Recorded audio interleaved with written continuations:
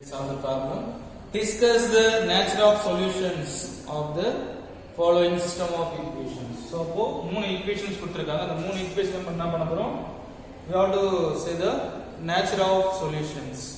Nature of solution of the two types. False solution வந்தா has no solution. Identity solution வந்தா there's infinitely many solutions. So, two types of solutions will be there. So first we have to write the no solution on the unique solution. அதாவது x க்கு தனியா ஒரு value, y க்கு தனியா ஒரு value, இது separate values கிடைச்சதுனா அது unique values. So first given equation x plus 2y minus x plus 2y minus z equal to 6. So take it as equation 1. Next step. Minus 3x minus 2y plus 5z equal to minus 12 is equation, take it as 2. Then third one, x minus 2z is equal to 3 is the equation 3. So அப்ப இது போல 3 system of equations கொடுத்திருக்காங்க. இது போல 3 system of equations கொடுத்திருக்காங்க. இத solve பண்ண போறோம். இங்க பாருங்க நமக்கு கொஞ்சம் எப்படி ஈஸின்னு பாத்தீங்கன்னா ஆல்ரெடி தேர்ட் ஈக்குவேஷன் எப்படி இருக்கு? 2 வேரியபிளாவே இருக்கு. அதாவது x and z ஆ இருக்கு. என்ன பண்ணலாம்? இதுல யாரோ ஒருத்தர் தூக்கிடலாம். யாரை தூக்கிடலாம் பாத்தீங்கன்னா y ஐ தூக்கிடலாம். சோ y ஐ தூக்கிட்டா மீதி இதுல என்னதான் இருக்கும்? x and z இருக்கும். அப்ப நம்ம ஈஸியா என்ன பண்ண முடியும் இதுல? z y ஐ எலிமினேட் பண்ண முடியும். எப்படி எலிமினேட் பண்ணலாம் அப்படினா ஈக்குவேஷன் 1 plus ஈக்குவேஷன் 2 பண்ணீங்கன்னா ஆட்டோமேட்டிக்கா y கேன்சல் ஆயிடும். சோ பண்ணுங்க x plus 2y minus z equal to 6 and minus 3x minus 2y plus 5z equal to minus 2. We are going to add. நம்ம நம்ம ஆட் பண்ணனும். அப்போ just sign நீங்க change பண்ண வேண்டிய அவசியம் கிடையாது. plus 2y minus 2y cancel ஆகும். மீதி என்ன இருக்கும் பாத்தீங்கன்னா this implies that minus 3x ல ஒரு x போச்சுனா மீதி minus 2x இருக்கும். plus 1z minus 1z plus 5z. So 5z ல ஒரு 1z remaining 4z equal to, so இது minus இருக்கு, இது plus இருக்கு. So 6 ல 12 ல 6 போச்சுனா remaining 6 greater than minus minus 6. So இத take as equation as 4. So fourth equation தான் நம்ம கன்சிடர் பண்ணிக்கிறோம். அடுத்து next பாருங்க நமக்கு equation 1 அப்படி 3 4 பாருங்க சேம் ஆயிடுச்சு. x வேரியபிள் அதாவது சேம் ஆயிடுச்சுனா ரெண்டுமே x and z வேரியபிள். இதுலயே x z இருக்கு, இதுலயே x z இருக்கு. அப்ப நம்ம என்ன பண்ணணும்? நம்ம ஏம் என்ன இருக்கும்? இவங்க ரெண்டு பேர்ல ஏதாவது ஒரு எலிமெண்ட் என்ன பண்ண போறோம்?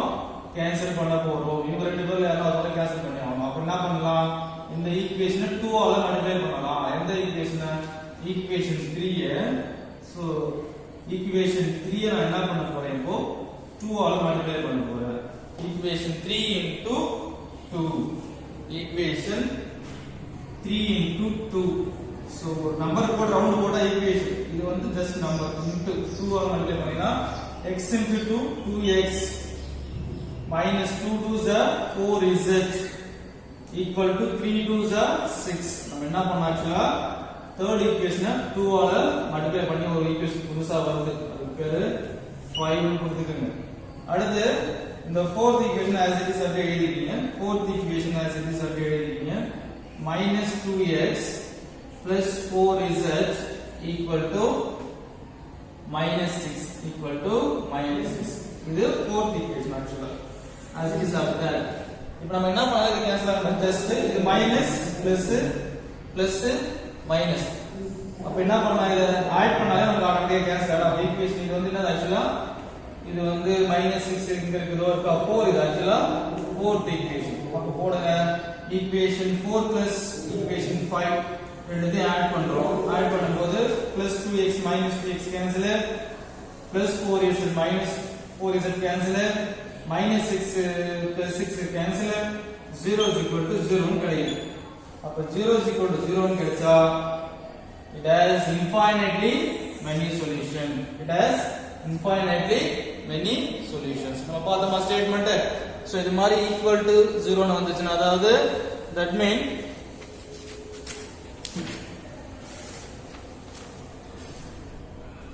if you do not obtain false solution but obtain an identity such as 0 is equal to 0, then the system has infinitely many solutions. So we obtain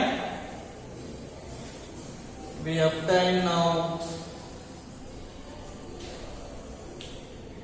identity என்ன கிடைக்குது நமக்கு இதுல identity கிடைச்சிருக்கு. So identity now 0 is equal to 0 கிடைச்சதுனால therefore the system of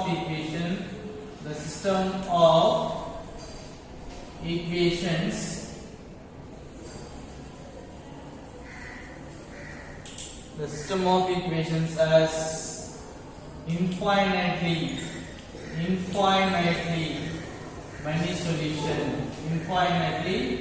many solutions.